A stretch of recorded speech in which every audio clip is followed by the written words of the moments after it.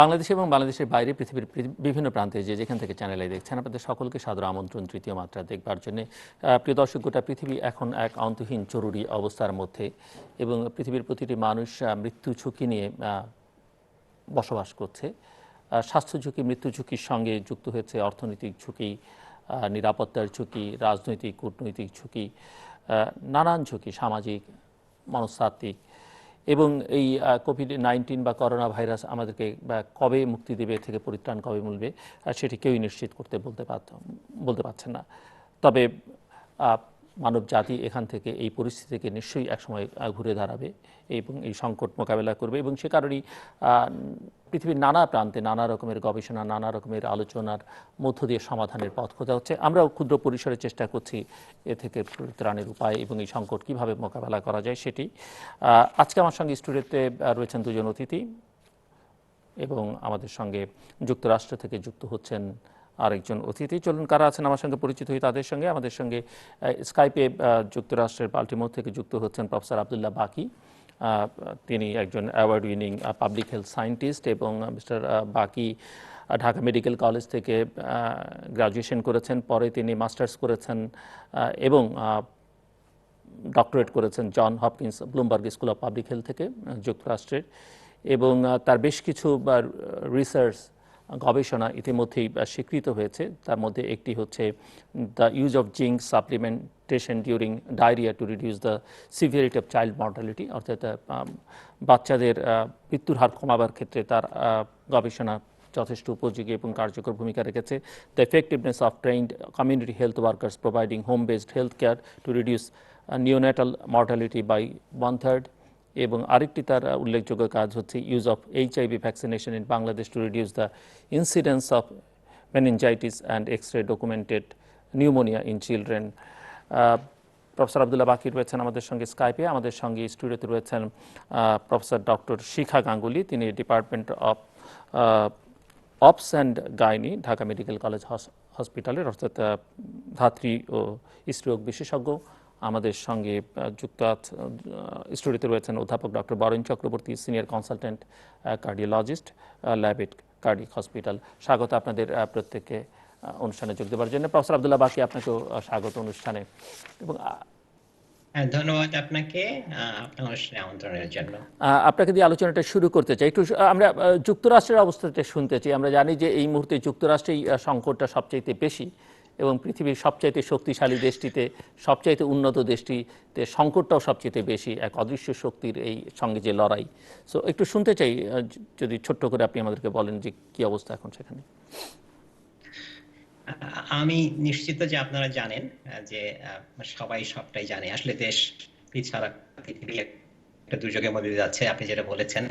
এবং আমি কিছু বলার আগে আসলে আমি দোয়া করি আমার বাংলাদেশি ভাই বোনদের জন্য, সবাই ভালো থাকুন, সুস্থ থাকুন। আসলে আমরা একটা বড় ধরনের দুর্যোগের মধ্যে যাচ্ছি এবং আমার মনে হয় না যে আমাদের জেনারেশন এত বড় একটা মানে সংকট কখনো পার করেছে।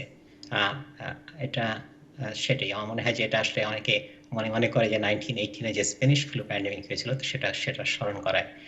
তো সেটাই, মানে সবাই ভালো থাকুন, সেটাই ইচ্ছা, চেষ্টা। বা আমেরিকার অবস্থা, আসলে আমেরিকা অনেক বড় দেশ, আপনার 50টা স্টেট এবং 5টা টেরিটরিজ, 55 ডিফারেন্ট মানে জুরিসডিকশন, এবং ধরেন পপুলেশনও অত বড় না, দেশ অনেক বড়, বাংলাদেশ থেকে পপুলেশন ডাবলেরও বেশি। তো কিন্তু এবং প্রত্যেকটা মানে স্টেটে গভর্নর আছে আলাদা আলাদা করে। তো আমেরিকা অবস্থা ওভারঅল খুব ভালো না, মানে আপনি কিন্তু এটা কনসেন্ট্রেটেড মেইনলি, এটা ওয়েস্ট কোস্টে শুরু হয়েছিল, যারা আসলে ধরেন California, Washington state, then actually New York and New Jersey are going through very difficult time. তো এটা আপনারা জানেন।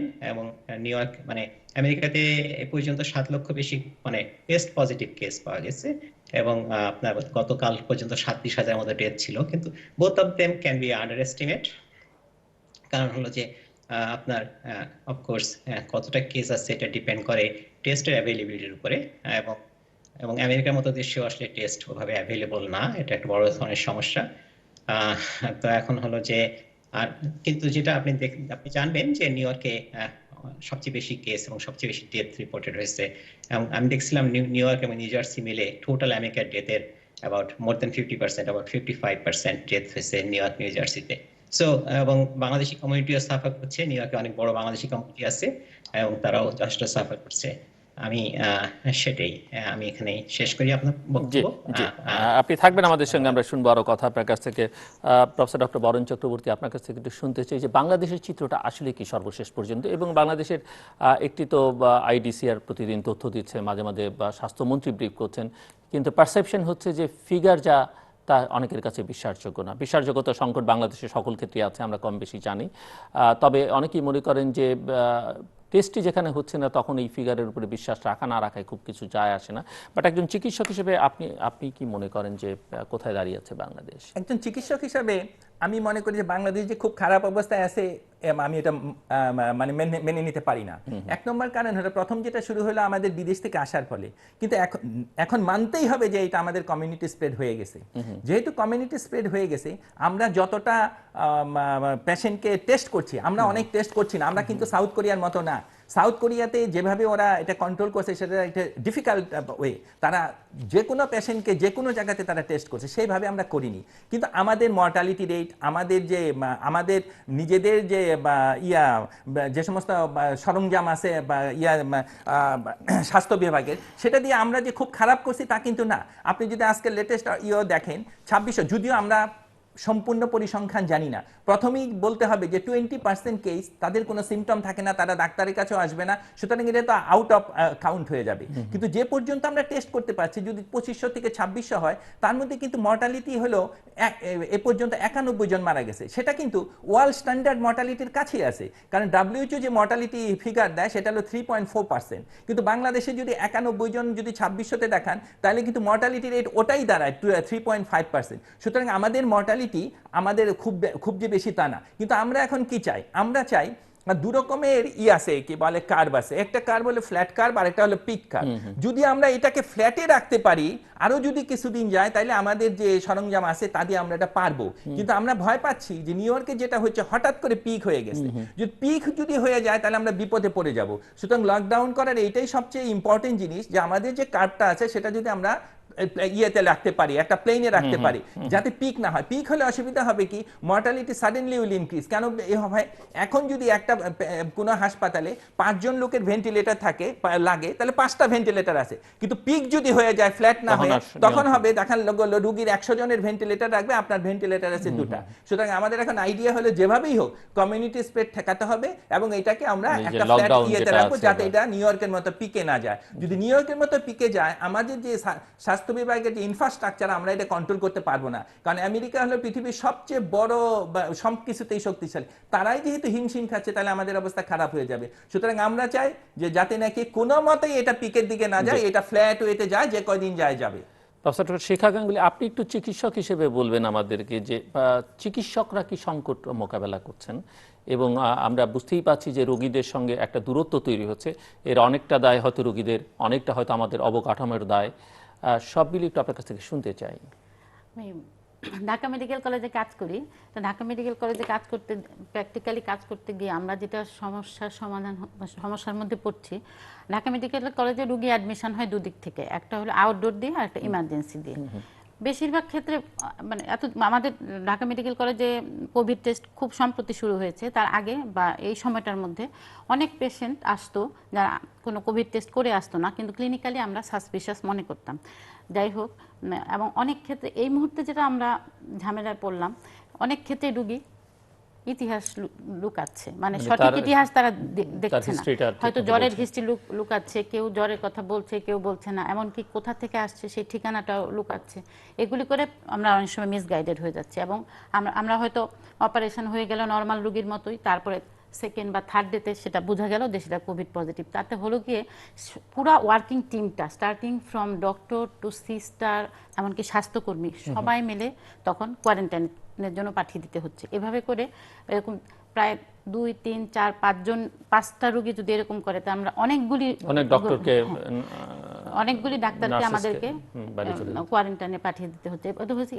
এভাবে যদি চলতে থাকে, তাহলে স্বাস্থ্যকর্মীদের মধ্যে একটা সংকট দেখা দিবে। আমরা আসলে ঠিক যেভাবে সার্ভিস দিতে চাচ্ছি বা যেভাবে যুদ্ধে অংশগ্রহণ করে জিতে আসতে চাচ্ছি, কিন্তু যদি রুগীরা আমাদের এভাবে সহায়তা না করে সঠিক ইতিহাস দিয়ে, যেখানে আমি বাইরে দেখতে পাচ্ছি তারা বলছে যে কোনো গর্ভবতী নারী যদি কোভিড পজিটিভ হয়, সে যদি মাইল্ড সিমটম হয় তাহলে সে বাসাতেই থাকবে, এবং সে তার যদি জ্বর আসে সে প্যারাসিটামল খাবে, যদি হাঁচি কাশি হয় সে অ্যান্টিহিস্টামিন খাবে, বা সে মন ভালো রাখার চেষ্টা করবে এবং নিজের উপর কঠিনভাবে দৃষ্টি রাখবে যে তার ওয়ার্সেনিং অফ সিমটম হচ্ছে কিনা। যদি ওয়ার্সেনিং অফ সিমটম হয় সঙ্গে সঙ্গে সে তার প্রসূতি ইউনিটকে ইনফর্ম করবে যে আমি তোমাদের সাথে দেখা করতে চাই, যাতে ওই প্রসূতি ইউনিট অ্যালার্ট থাকে, তাকে ডিফারেন্ট টাইমে ডিফারেন্ট সময়ে ডিফারেন্ট ভাবে তাকে রিসিভ করবে, কমন মাসের সাথে তাকে রিসিভ করবে না।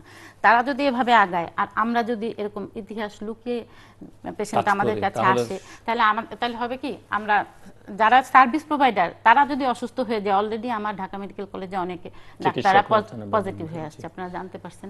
এতে হয় কি আমাদের ওয়ার্কিং ফোর্সটা, কর্মী বাহিনী কমে যাচ্ছে। প্রফেসর আব্দুল্লাহ বাকি, আপনি একটু আমাদেরকে বলবেন, এই যে লকডাউনের কথা বলা হচ্ছে, লকডাউন পৃথিবীর লকডাউনে যাওয়ার আগে আমি একটুখানি যদি অ্যাড করতে পারি, ডক্টর বরেন যেটা বলছেন, আমিও মনে করি না যে বাংলাদেশের অবস্থাটা অত খারাপ। আমি জানি টেস্ট অ্যাভেলেবল না, কিন্তু মানে বাংলাদেশের অবস্থাটা অত হয়তো খারাপ না। কারণ হলো যে আমি আজকে সকালে দেখতেছিলাম যে ইন্ডিয়াতে আসলে 17,000 মতো রিপোর্টেড কেস আছে, 521টা ডেথ। আমি যদি পাকিস্তানে দেখি 8,000 মতো পজিটিভ কেস আছে, 159টা ডেথ, এবং বাংলাদেশে আসলে 2500-2600 টেস্ট হয়েছে এবং 51 ডেথ। তো এখন কথা হলো যে মানে হোপফুলি, মানে অফকোর্স এটা সব কেস না, আমরা জানি, যেটা ডক্টর বরেন বলছিলেন যে আসলে অনেক অ্যাসিমটোম্যাটিক কেস আছে এবং খুব মাইল্ড কেস আছে, মানে 80% case either asymptomatic or mild. তো সেজন্যই তারা টেস্টের জন্য এত যাচ্ছে না। আর টেস্টের জন্য গেলেও টেস্ট অ্যাভেলেবল না, সেটা আমেরিকাতেও সত্যি। এখানে টেস্ট মানে ওয়াইডলি অ্যাভেলেবল না। বাংলাদেশের অবস্থা নিঃসন্দেহে আরো অনেক তুলনামূলকভাবে খারাপ হওয়ার কথাই। সেটা বাংলাদেশ না, শুধু সাউথ এশিয়া এবং আফ্রিকা সব দেশে স্ট্রাগল করছে, এটা বুঝতে হবে। তবে কথা হলো যে এবং আমি আমি অনেক দূরে যেতে চাই না, তবে বাংলাদেশে বা ইন্ডিয়াতে পাকিস্তানে কেস কম হওয়ার কিছু কারণও হয়তো আছে, যেটা আপনি যদি আলোচনা করতে চান পরে আলোচনা করতে পারি। তো কিন্তু লকডাউনের কথা বলা হচ্ছে, সেটা হলো যে মানে বেসিক্যালি হলো যে ধরেন করোনা প্যান্ডেমিকের এটা বড় সমস্যা হলো যে করোনা ভাইরাস যেটা আসলে মানে কোভিড-19 করছে, এই প্যান্ডেমিকটা করছে, এটা এটা এটা ডিফিকাল্ট কম্বিনেশন। এটা ভেরি ইনফেকশাস এবং এবং can be very fatal in মানে একটা পোর্শন অফ পপুলেশনে ধরেন প্রায় 20% can be very sick, 5% may require critical care. So এটা হচ্ছে প্রবলেম, মানে ইটস এ ভেরি ইনফেকশাস, খুব তাড়াতাড়ি আপনি এটা একজন থেকে আরেকজনে যেতে পারে, এবং একটা সবার না কিন্তু একটা মানে পার্সেন্ট অফ পপুলেশনে it can be very severe. So that's a deadly combination, very infectious and very severe হতে পারে। তো এখন হলো যে তো এখন আমরা জানি যে এখন পর্যন্ত কোনো কার্যকর ভ্যাকসিন নাই। আমরা জানি যে ড্রাগস আমরা ইউজ করছি কিছু কিছু, কিন্তু কোনো ড্রাগস আসলে ফুললি মানে কোনো এভিডেন্স নাই যে ড্রাগটা কাজ করে কি করে না। অনেকগুলো ড্রাগ ট্রায়ালে আছে। তো এখন আমাদের চয়েস হচ্ছে যে আসলে অসুখটা যাতে না হয় আমাদের, তাহলে মানে সবার চেষ্টা করা উচিত যে অসুখটা যদি আমাদের না হয়, তাহলে কি করতে হবে, তাহলে হলো সেই জন্যই বলা হচ্ছে লকডাউন, স্টে অ্যাট হোম। তো মানে আপনি যদি আরেকজন সংস্পর্শে আসেন তাহলে আপনার সেখান থেকে আপনি অসুখটা হতে পারে। এখন এখন কথা হলো যে মানুষ থেকে একজন মানুষের ছড়ায়, সেটা হচ্ছে কমন ওয়ে। প্রফেসর আব্দুল্লাহ বাকি, আপনি জানি যে জন হপকিন্স এই তথ্য উপাত্ত দেয়া গবেষণার ক্ষেত্রে এখন এই কোভিড-19 নিয়ে যথেষ্ট পরিমাণে কাজ করছে, আপনি যে বিশ্ববিদ্যালয়ে আছেন। কিন্তু এখন প্রশ্ন হচ্ছে যে লকডাউনে আজকে আমি একটি রিপোর্ট দেখছিলাম যে যুক্তরাষ্ট্রের মানুষের মধ্যে এক ধরনের হতাশা দেখা দিচ্ছে, এবং বাংলাদেশে যদি লকডাউন এভাবে কন্টিনিউ করতে থাকে এবং এটা ছাড়া কোনো উপায় নেই একদিকে বলা হচ্ছে, অন্যদিকে এই এটা যেমন স্বাস্থ্য মৃত্যু ঝুঁকি আছে, কিন্তু এর চেয়ে অন্যান্য ঝুঁকি মানে অর্থনৈতিক ঝুঁকি, এবং পৃথিবীব্যাপী বলা হচ্ছে, অর্থনীতিবিদরা বলছেন যে মানুষ পৃথিবীতে না খেয়ে মরার সংখ্যা অনেক বেড়ে যাবে। তো এরকম একটা পরিস্থিতিতে মানে সেই পরিস্থিতি কিভাবে মোকাবেলা করা হবে, মানে লকডাউন দিয়ে এই পরিস্থিতি? ডেফিনেটলি। সো বেসিক্যালি হলো যে লকডাউন লং টার্মে ফিজিবল না, এবং এখনই ফিজিবল না অনেকের জন্য। সো বেসিক্যালি মানে stay at home if you can afford, সেটা ব্যাপারটা আর কি। আমি মনে করি যে ঘরে থাকে যে সম্ভব হয়, কিন্তু কথা হলো যে অনেকের জন্য সম্ভবই না। এখন আমি আজকে আমাকে কাজ করতে হবে, মানে অনেকে আছে যে ধরেন আপনার দিন মজুর, দিনের ইনকাম অথবা সাবসিস্টেন্স ফার্মার, তাকে আজকে কাজ করতে হবে, মাছ ধরে বাজারে বিক্রি করতে হবে, অথবা আমাকে কাজ করতে হবে কোথাও, কাজ করলে আমি তাহলে চাল কিনে ঘরে আসবো, আমার ছেলে মেয়ে খেতে পারবে। তাহলে তাদের জন্য হলো যে আমি যদি না কাজ করি, বা আমার যদি কোনো আয় না থাকে তাহলে আমি না খেয়ে মারা যাব, তাহলে আমাকে করোনা আমাকে মারতেও পারে, নাও মারতে পারে, কিন্তু আমি তার আগে না খেয়ে মরে যাবো। আপনি যেটা বলছেন সেটা খুবই খুবই কঠিন। জি তো এখন সেটা ধরেন বিভিন্ন দেশ বিভিন্নভাবে মোকাবেলা করার চেষ্টা করছে। ধরেন এই দেশে আপনি তো জানেন যে আপনার মানে প্রত্যেককে আসলে যাদের কোনো চাকরি নাই বা যার একটা ইনকাম লেভেলের নিচে, তাদেরকে একটা করে ক্যাশ মানে গভর্নমেন্ট দিচ্ছে, দিয়েছে আর কি। কিন্তু এবং বাংলাদেশে আমি দেখেছি যে কিছু মানে সাবসিডাইজ রেশন দেওয়ার চেষ্টা করছে, সবাই যার যার মতো করে চেষ্টা করছে। তবে এবং এবং শুধু সরকার না, আসলে জনগণও চেষ্টা করছে। জি এবং আমরা সবাই চেষ্টা করা উচিত, কারণ সবাই মিলিতভাবে চেষ্টা না করলে অনেকেই আসলে আপনি যেটা বলছেন যে আসলে সেটা একটা যে মানে তারা না খেয়ে মারা যাবে। আরেকটা বড় সমস্যা হলো যেটা, সেটা হলো যে আসলে আপনার কোভিডে লোক মারা যাবে, কিন্তু কিন্তু যে সমস্ত কারণে মানুষ মারা যেত, মানে সে সে তো ধরেন হার্ট ডিজিজ বা হাইপারটেনশন, ডায়াবেটিস, ক্যান্সার, তো সেগুলো তো চলে যায়নি, সেগুলো তো আছে, তাই হুম তাই না? হুম তারপরে এটা একটা সমস্যা যে অ্যাক্সেস টু কেয়ার লিমিটেড হবে। আরেকটা হলো যে প্রিভেন্টিভ কেয়ার আসলে আসলে সিস্টেমটা ব্রেকডাউন করে যাবে, ইপিআই বলেন, অ্যান্টিনাল কেয়ার বলেন, এগুলো ব্রেকডাউন করে যাবে। So there are lot of problems. ধরেন একটা একটা শুধু economic problem, there is a related health problems, এবং we are in a big crisis. But vaccine নিয়ে কোনো সুখবর কি আছে এখন পর্যন্ত, বা কোনো ধারণা কি করা যায় যে ভ্যাকসিনেশনের কি? সো সো একাধিক গ্রুপ আসলে মানে আমেরিকা, ইউএসএ তে বিভিন্ন গ্রুপ আসলে ভ্যাকসিন ডেভেলপ করার জন্য খুব চেষ্টা করছে। কিন্তু আসলে ভ্যাকসিনের সমস্যা হলো যে আপনার মানে এটা কাজ করে কি করে না তার আগে দেখতে হবে যে এটা নিরাপদ কিনা কারোর জন্য, মানুষের জন্য। তো সেফটি হচ্ছে ফার্স্ট থিং, লোকজন টেস্ট করে ভ্যাকসিন ডেভেলপ করতে গেলে। সো সেই জন্যই একটা ভ্যাকসিন নতুন ভ্যাকসিন ডেভেলপ করতে গেলে আসলে প্রথমে আসলে এনিম্যাল মডেলে ট্রাই করে মানুষ, তারপরে ট্রাই করে, কিন্তু একটা স্মল স্যাম্পলের পপুলেশন ট্রাই করে, আগে সেফটি টেস্ট করে, এবং তারপরে আপনাকে দেখতে হবে এফিকাসি। তো এখন কথা হলো যে it is a long process, actually 12 থেকে 18 মাস লাগে। এবং তবে একাধিক গ্রুপ আসলে মানে বোথ আমেরিকা, ইউরোপে, including UK, they are trying, এবং hopefully there will be a vaccine in a year. That is the best hope. Okay, থাকবেন আপনি। প্রফেসর বরেন চক্রবর্তী আমাদেরকে একটু বলবেন যে যেটি প্রফেসর আব্দুল্লাহ বাকিও বলছে যে মানুষের নানা রকমের ব্যাধি আছে, তার মধ্যে হৃদরোগ একটি বড়, এবং হার্ট ফেলিউরে এখনো প্রচুর মানুষ মারা যাচ্ছে। তো আমি একটু আমাদের দেশের প্রচুর মানুষ কিন্তু হৃদরোগে এখন ভুগছে। সো হৃদরোগের উপর করোনার কোনো প্রভাব আছে কি না, বা কি ধরনের প্রভাব? কারণ আপনি যদি আমরা এখন করোনার যে ওয়ার্ল্ড স্ট্যাটিস্টিক যদি আমরা দেখি, কোমরবিডিটি, আপনি সবচেয়ে বড় যে আর্টিকেল সেটা ছাপা হয়েছে তো চায়না থেকে ডাক্তার গোয়ান GUN, উনি এটা নিউ ইংল্যান্ড জার্নালেই করছে। এইটাই করোনার উপর সবচেয়ে বড় আর্টিকেল, যেখানে 1099 জন মানুষ করোনা ভাইরাসের রোগীর উপর সেই করছে। তো এখানে দেখা গেছে যে এভারেজ কত বয়সে এটা তাদের হয়েছে, 47 ইয়ার্স, এটা কিন্তু বাচ্চাদের হয়নি। সুতরাং অ্যাভারেজ বয়স যদি 47 হয়, এইটাই তো বয়স, এই বয়সেই হৃদরোগ হয়, এই বয়সেই ডায়াবেটিস হয়, এই বয়সে cancer. This is one average age.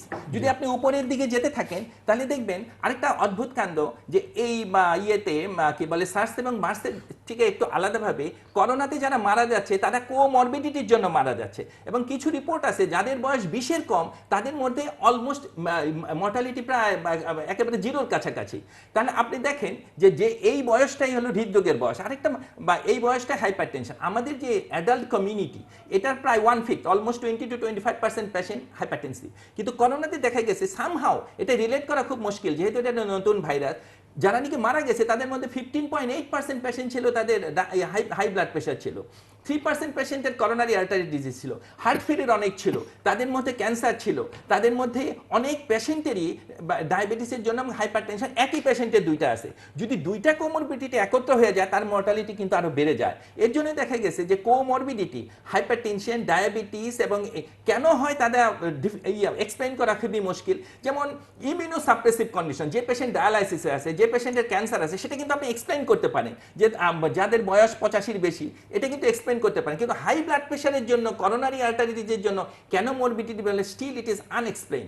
কিন্তু ডাটা বলে যে যাদের হাই ব্লাড প্রেশার আছে, যাদের ডায়াবেটিস আছে, যাদের কিডনিতে অসুখ আছে, যাদের সিওপিডি আছে, তাদের যদি করোনা ভাইরাসের হয় তাহলে তাদের এটা বেড়ে যায়। আরেকটা প্রবলেম হলো যে করোনা ভাইরাস কি করে, এখন যেগুলো ডাটা ফুসফুসের সঙ্গে আমি ওটাই আমি বলছি যে how it goes from lungs to it goes to heart. It's very important. কেন করে আমরা এই বয়সটাতে যদি ইয়েতে কারোর যদি নিউমোনিয়া হয়, একটা জিনিস, একটা পেশেন্টের যার বয়স 10-20 তার যদি নিউমোনিয়া হয় এমনিতেই, কিন্তু উইদাউট এনি করোনা, আমি এমনিতেই বলছি, কিন্তু যার ডায়াবেটিস আছে বয়স 60 তার নিউমোনিয়া আর 20 বছরের একটা মানুষের নিউমোনিয়া কিন্তু এক না। যাদের বয়স বেশি, যাদের ডায়াবেটিস আছে, তাদের নিউমোনিয়াতে মর্টালিটি অনেক হাই হয়ে যায়। তো আমি এটাই বলছি যে এটা কি করে উনি এটা ফুসফুস থেকে হার্টকে ধরে। আমরা জানি যে সবাই যে এই করোনা ভাইরাসটা প্রথমেই ফুসফুসে ধরে। ফুসফুসে কি হয়, ফুসফুসের অ্যালভিওলার সেলের সাথে ARB2 নামে একটা রিসেপ্টর আছে, এটার সাথে মিলে সে আস্তে আস্তে ফুসফুসটাকে ড্যামেজ করে। এখন প্রবলেম হলো হার্টের কোনো দোষ নাই, কিন্তু ফুসফুসের কারণে হয়। মনে করেন একটা পেশেন্টের হার্টের ফাংশন আছে 30%, 40%, তার মানে সে নর্মাল 60-70% নাই। এই পেশেন্টটা যখনই নাকি ফুসফুসে যখন নাকি প্রদাহ হবে, তাহলে কি হবে, অক্সিজেন কমে যাবে। যদি অক্সিজেন কমে যায়, এই দায়িত্ব কার নিতে হবে, এটা হার্টের। যে পেশেন্ট, অনেক হার্ট ফেলিউরের পেশেন্ট আছে, এমনিতে তারা ভালো আছে, কিন্তু যখনই নাকি সে একটা সেকেন্ডারি ইনফেকশনের মধ্যে পড়ে যায়, তখন হার্ট ফেলিউরটা প্রেসিপিটেট করে যায়। তখন কি হয়, অক্সিজেন স্বল্পতার জন্য এই যে ফুসফুসে যে প্রদাহ হলো, সে অক্সিজেন দিতে পারছে না। অক্সিজেন তো দরকার হার্টে, তখন হার্টের ফেলিউর আরো বেড়ে যাবে। আরেকটা কি হতে পারে, হার্ট অ্যাটাক দুই রকম আছে, টাইপ 1 মায়োকার্ডিয়াল ইনফাকশন মানে হার্ট অ্যাটাক, টাইপ 2 আছে, টাইপ 3 আছে, টাইপ 4 আছে, টাইপ 5 আছে। কিন্তু এখন দেখে গেছি যত স্ট্যাটিস্টিক্সে বেরোচ্ছে, WHO বলছে যে টাইপ 1 হঠাৎ করে যে প্রকট হার্ট অ্যাটাক আমি আর আপনি জানি সেটা হয় না, কিন্তু টাইপ 2 হয়। টাইপ 2 কেন হয়, এটা টাইপ 2 হয় হলো অক্সিজেন স্বল্পতার জন্য, বডির ডিমান্ড বাড়ার জন্য। যে কোনো একটা ইনফেকশন হলে শরীরের ডিমান্ড বেড়ে যায়। ডিমান্ড যদি বেড়ে যায়, তাহলে অনেক আপনার অক্সিজেন লাগবে। এমনিতেই আপনার অক্সিজেন বেশি লাগবে, কিন্তু সেই অক্সিজেন আসছে না ফুসফুস থেকে, তখন হার্ট ফেলিওর হয়, তখন অ্যাকিউট করোনারি সিনড্রোম হয়, পেশেন্টের কার্ডিয়াক অ্যারেস্ট হয়ে পেশেন্ট মরেও যেতে পারে। সুতরাং হার্টের নিজের কোনো দোষ নাই। আচ্ছা, হার্টে কি করে যায়, হার্টে যাচ্ছে যখনই নাকি অ্যালভিওলাতে যায়, যখন ব্লাড ভেসেলগুলো ছিঁড়ে যায় অথবা নষ্ট হয়ে যায় প্রদাহের জন্য, ওই ব্লাড ভেসেল দিয়ে ভাইরাসটা ঢুকে যায়। ভাইরাস যে বসে যায় হলো একদম হার্ট মাসেলের মধ্যে।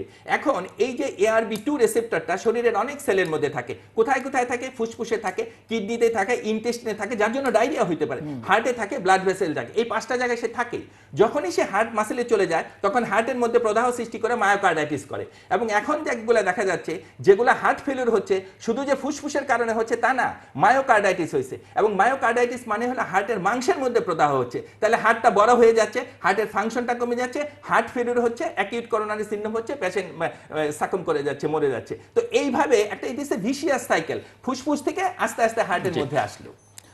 প্রফেসর শিখা গাঙ্গুলি, একটু বলবেন যে করোনা ভাইরাসে আক্রান্ত একজন সাধারণ মানুষের সাথে একজন গর্ভবতী নারীর অসুখের উপসর্গ এবং অন্যান্য বিষয়ে কোনো ধরনের পার্থক্য আছে কিনা, এবং প্রেগনেন্ট যিনি তিনি খুব হাই রিস্কের মধ্যে আছেন কিনা, এবং বাচ্চার অবস্থা কি সেটাও একটা ভেতরে। আমরা সবাই জানি করোনা ভাইরাসটি অত্যন্ত সংক্রমণশীল একটি জীবাণু, এবং এর সংক্রমণের ক্ষমতা অত্যধিক, এবং সাধারণ মানুষ এবং গর্ভবতী নারী উভয়কে একইভাবে তারা আক্রান্ত হয়। এবং বেশিরভাগ ক্ষেত্রে দেখা যায় যে উপসর্গগুলির মধ্যে তেমন কোনো পার্থক্য নেই। তবে ল্যান্সেটে প্রকাশিত একটা রিসেন্ট আর্টিকেল থেকে জানতে পারি, ওরা একটা বিষয়ের প্রতি আলোকপাত করছেন। ওনারা বলছেন যে একটা মেয়ে যখন গর্ভবতী হয়, তখন তার রোগ প্রতিরোধ ক্ষমতায় কিছুটা পরিবর্তন ঘটে, কিছুটা কমে যায়, এবং তার প্রেগনেন্সিকে অ্যাডাপ্ট করার জন্য তার শারীরবৃত্তীয় বিভিন্ন প্রক্রিয়াগুলির মধ্যে পরিবর্তন আসে, যেটা আমাদের এক্সপেক্টেড ফর প্রেগনেন্সি। কিন্তু এই পরিবর্তনের ফলে কখনো কখনো দেখা যায় যে গর্ভবতী মা যখন কোনো respiratory infection, not only corona, যে কোনো রেসপিরেটরি ইনফেকশন যখন হয়, তখন উনি খুব সেই গর্ভবতী মা খুব ব্যাডলি অ্যাফেক্টেড হয়ে যায়। এই বিষয়টাকে লক্ষ্য রেখে WHO বলছে যে যদিও একইভাবে করোনা ভাইরাস জেনারেল পপুলেশন এবং গর্ভবতী মাকে আক্রান্ত করছে, কিন্তু সচেতনতার দিক থেকে বা একজন গর্ভবতী নারীকে করোনা ভাইরাস থেকে দূরে থাকার জন্য অত্যন্ত কঠোরভাবে চেষ্টা করা উচিত। কারণ এখানে যদি একটা সাধারণ মানুষ এফেক্টেড হয়, সেক্ষেত্রে জীবন একটা, কিন্তু একটা গর্ভবতী মা যখন এফেক্টেড হয়, তখন দুটা জীবন, মায়ের জীবন, গর্ভস্থ শিশুর জীবন। সেদিক থেকেও চিন্তা করি যদি আমরা অনেক বেশি সচেতন হতে হবে। এবং এর জন্যই রয়্যাল কলেজ অফ গাইনোকোলজি এই করোনা প্রাদুর্ভাবের সময়টিতে গর্ভবতী নারীদেরকে ভালনারেবল গ্রুপ হিসেবে চিহ্নিত করেছে। এই ভালনারেবল গ্রুপ কেন? জাস্ট টু টেক এক্সট্রা কশনের মেজার। তাদেরকে অনেক জি। বেশি সাবধান হতে হবে যাতে কোনোভাবে তারা এই ডিজিজটা দিয়ে আক্রান্ত না হয়। একটা সাধারণ মানুষের তুলনায় তার সচেতনতা আরো বেশি হতে তো হবে। এরকম ঝুঁকিপূর্ণ অবস্থায় আপনারা কি যারা বাচ্চা নিতে চান তাদেরকে কি আপনারা উৎসাহিত করছেন না নিরুৎসাহিত করছেন? করোনা ভাইরাসের প্রাদুর্ভাবের সময়টাতে অন্তত আগামী 3 মাস পর্যন্ত আমরা সবাইকে অনুরোধ করছি অত্যন্ত নিরাপদ জন্ম নিয়ন্ত্রণ পদ্ধতি ব্যবহার করে তারা যেন এখন প্রেগন্যান্সিটাকে আমরা ডিসকারেজ করছি। তো 3 মাস কেন বলছেন? আপনি 3 কি মাস ধারণা বলছি করে আমরা নিয়েছেন যে আশা 3 করছি। মাসের মধ্যে Assumptive.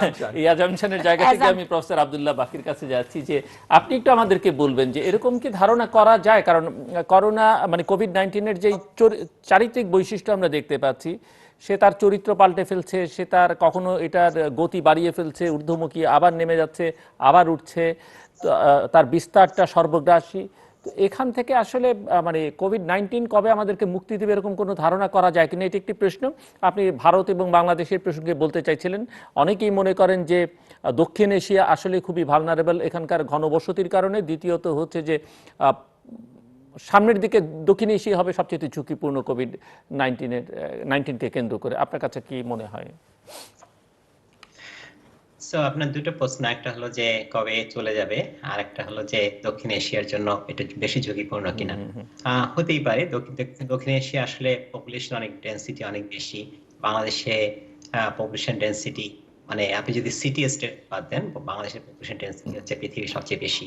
তো এবং আপনার আমরা জানি যে পৃথিবীর প্রায় 1 বিলিয়ন লোক আসলে বস্তিতে বসবাস করে। তাদের ডেন্সিটি মানে তারা তো মানে অনেক স্মল, একটা 100-150 ফিটের জায়গার মধ্যে একটা পরিবার থাকে। তো সেখানে তো আসলে আমরা ফিজিক্যাল ডিস্টেন্স পসিবল না। সেখানে আমরা বলছি যে বাইরে গেলে 6 ফুট দূরত্ব রাখো, ওগুলো কোনোটাই সম্ভব না। তো এখন হলো যে সেই জন্যই বাংলাদেশে মানে সাউথ এশিয়াতে এটা বেশি হতে পারে। কিন্তু কিছু কিছু ভালো খবরও আছে, যেমন ধরেন আপনার গত মার্চ মাসে আসলে এমআইটি যেটাকে বলে ম্যাসাচুসেটস ইনস্টিটিউট অফ টেকনোলজি, ওর একটা রিপোর্ট মানে ওরা একটা অ্যানালাইসিস করে দেখিয়েছিল যে যেখানে টেম্পারেচার এবং হিউমিডিটি দুটোই বেশি সেখানে আসলে করোনা হওয়ার সম্ভাবনা কম। মানে এটা আসলে খুব তারা কোরিলেশন করে দেখছে, এটা যে ডেফিনিট তা না, কিন্তু দ্যাটস এ হোপ যে যেখানে টেম্পারেচার হিউমিডিটি বেশি সেখানে আসলে করোনা ডিজিজ স্প্রেড করার সম্ভাবনা কম। সেটা বোধহয় কিছুটা সত্যি হতে পারে। আপনি যদি খেয়াল করে দেখে দেখেন যে এখন যেখানে সাউদার্ন হেমিস্ফিয়ারে ল্যাটিন আমেরিকা থেকে যেখানে ঠান্ডা আসতেছে, সেখানে ব্রাজিলে অনেক কেস দেখা যাচ্ছে। ব্রাজিল সেই তুলনায় কিন্তু ইন্ডিয়াতে কেস আছে, কিন্তু ইন্ডিয়াতে 1 বিলিয়ন পপুলেশন, সেখানে 17,000 কেস অনেক কেস না। তো এখন কথা হলো যে এটা হতে পারে। আর দুটা আপনার থিওরি আছে, যেগুলো আমি থিওরি বলবো। একটা হলো যে কেউ কেউ মনে করেন যারা বিসিজি ভ্যাকসিন নিছে তাদের এক ধরনের তারা প্রোটেক্টেড থাকতে হতে পারে, এবং অথবা পোলিও ভ্যাকসিন যদি নিয়ে থাকে তারা প্রোটেক্টেড থাকতে পারে। এগুলো আসলে টেস্ট করার ব্যাপার, এখনো আসলে একদম কোনো প্রুফ নাই। তবে সেটা যদি সত্যি হয় তাহলে ভালো খবর এই জন্য যে বাংলাদেশে আসলে vaccine coverage is very high, is close to 100%, not 100%, but ভীষণ হাই। তো সেটা ভালো হবে। এখন কথা হলো যে আপনার কিন্তু সেগুলা তো কোনোটাই প্রুভেন না, সেজন্য আমাদেরকে মনে করতে হবে যে বাংলাদেশে বা সাউথ এশিয়া এটা অনেক কেস হইতে পারে। আই হোপ এটা হবে না, কিন্তু হতে পারে। এখন সেই জন্য আমাদের যতটা সম্ভব প্রস্তুতি থাকতে হবে। আর আর আপনি একটা প্রশ্ন করেছিলেন যে কবে সেটা হলো করোনা যে থেকে মুক্তি কবে চলে মিলবে? যাবে। কবে চলে যাবে নিয়ে আসলে যদি আপনি আপনি আপনি শিওর, আমি জানি যে আপনি নিউজ মিডিয়া ফলো করছেন, জার্নাল ফলো করছেন, এ নিয়ে অনেক বিকল্প আছে, অনেক আলোচনা আছে, জি। কিন্তু আসলে কেউ জানে না যে এটা কবে চলে যাবে।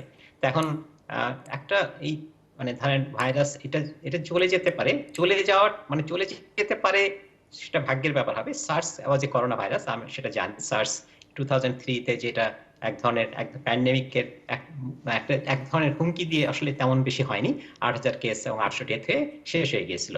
তো সেটাও করোনা ভাইরাস ছিল। তো এখন এটাও করোনা ভাইরাস। তো এখন হতেই পারে যে এই ভাইরাসটা, এবং আপনি বলেছেন যে ভাইরাসটা চেঞ্জ হচ্ছে, চায়না থেকে যখন ইউরোপে আসছে তখন ভাইরাসটা চেঞ্জ হয়েছে, এবং ইউরোপ থেকে যখন আমেরিকা আসছে অ্যাকচুয়ালি একাধিক স্ট্রেইন সার্কুলেশনে আছে, যেটা কমন, ভাইরাসের বেলায় কমন। আপনার ফ্লুর বেলায় তাই হয়, কিন্তু প্রতি বছর ফ্লু ভাইরাস চেঞ্জ হয়ে যায় তেমন। এবং কিন্তু ফ্লুইড টেকনোলজিটা আমরা জানি কিভাবে ভ্যাকসিন তৈরি করতে হয়, সেজন্য সিজনাল স্ট্রেন নিয়ে আপনি ভ্যাকসিন তৈরি করতে পারেন।